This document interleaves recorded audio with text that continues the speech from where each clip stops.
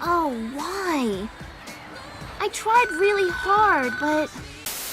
The PlayStation Portable has always been one of my favourite consoles, and when I was younger, I'd seldom ever leave the house without taking it with me. Some of my favourite games were released on the PSP, such as Crisis Core, Final Fantasy VII, Daxter, Metal Gear Solid Peace Walker, God of War Ghost of Sparta, as well as many others. It's also a console with a vast library of games that have been all but forgotten since the console's discontinuation in 2014.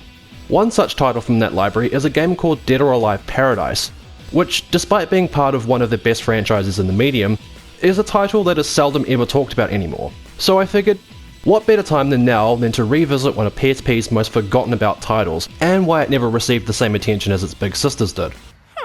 Don't blame me if you don't have a good time. Dead or Alive Paradise was developed by Team Ninja in 2010, and is the third entry in the Dead or Alive Extreme series, released exclusively for the PlayStation Portable, and also made available on the PS Vita with backwards compatibility.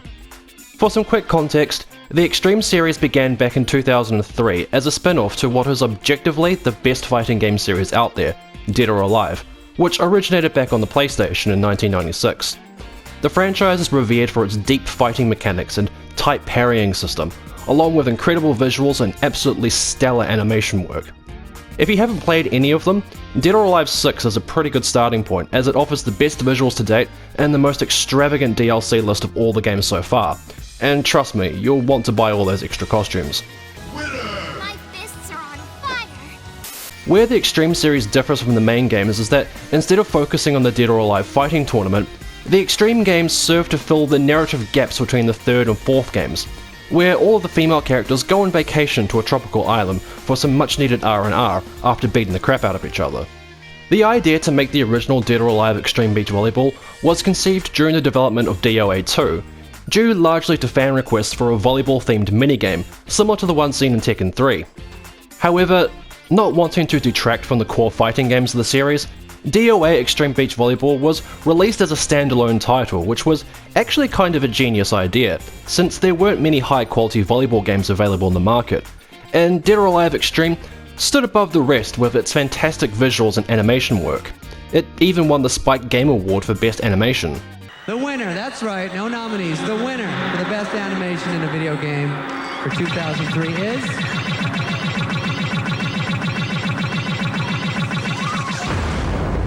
DOA Extreme Volleyball! The game was eventually followed up with a sequel in 2006 for the Xbox 360, called Dead or Alive Extreme 2, which, as you'd expect, featured vastly improved graphics and a host of new activities and minigames to take part in, which is likely why the beach volleyball part was dropped from the game's title. Now, unfortunately, I never owned an Xbox or a 360 around the time when these games were released, so I didn't get to play them back then. So when Dead or Alive Paradise was released exclusively for the PlayStation Portable, I was thrilled to finally be able to experience a new title in the DOA franchise, as this was still 2 years away from the main series returning to PlayStation with Dead or Alive 5. If only I'd been able to pre-order the Japanese Collector's Edition though, which came with a special figure of Kasumi, and it would have looked great next to some of my other collectibles. Hey! Keep it together! Now, part of what makes Dead or Alive Paradise especially interesting is that it's technically a port of Dead or Alive Extreme 2 from the Xbox 360, though it is missing a couple of minigames which I'll get to later. As to be expected, there is a bit of a downgrade with the visuals compared to the 360, mostly with the game's environments.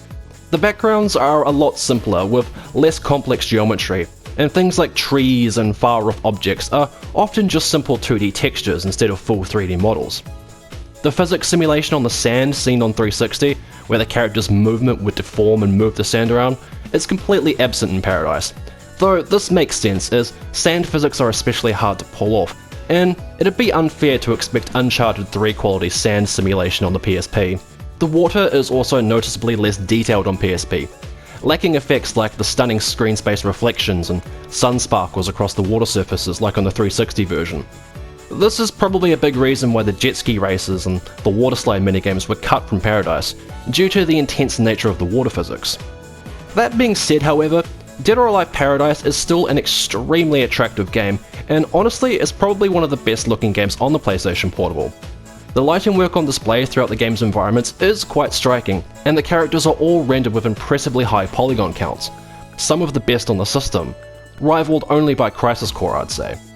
The animation work is also especially stellar, as to be expected from the Dead or Alive franchise, particularly during the volleyball matches as the characters move with a level of fluidity and grace rarely seen on the PSP. That's it!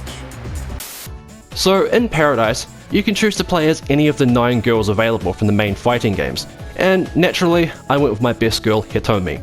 And this game would also mark the last time that Hitomi received more attention in the marketing than Kazumi. The campaign takes place over the girls' 2-week vacation, and during that time you can partake in a number of different games in order to earn money, which can be spent on the various different swimsuits, accessories and gifts, both for your character and as gifts to the other girls on the island.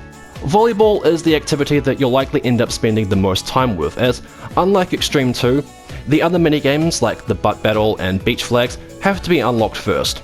And to do that you're going to need money, which is most easily earned by winning volleyball games. The mechanics are pretty straightforward to get the hang of as you pair up with an AI-controlled partner and focus on strategically setting up strikes and defending against the opposing team's attempts to score against you.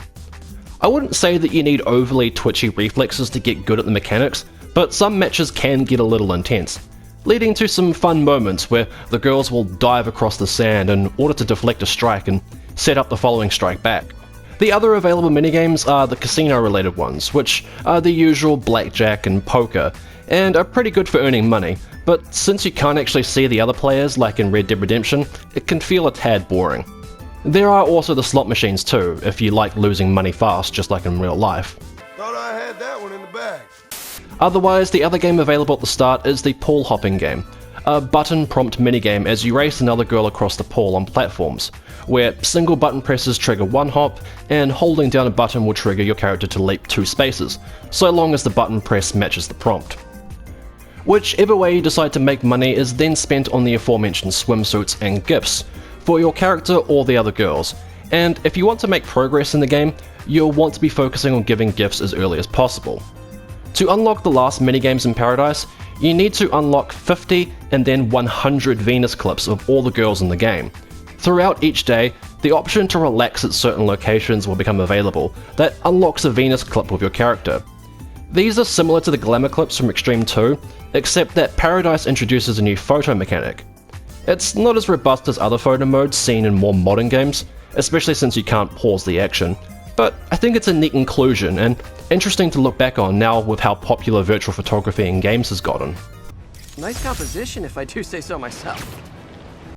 Additional Venus clips can be unlocked by engaging with the game's friendship systems, where you can give gifts to other girls on the island, with every girl having certain gift preferences and wrapping colours.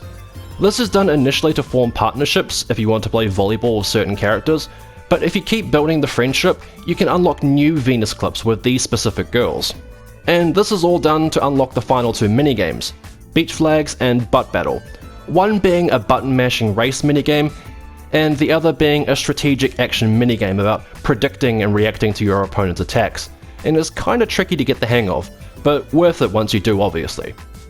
Looking back now after having played a fair bit of Final Fantasy VII Rebirth, it does seem a little strange that there isn't a gym on this island.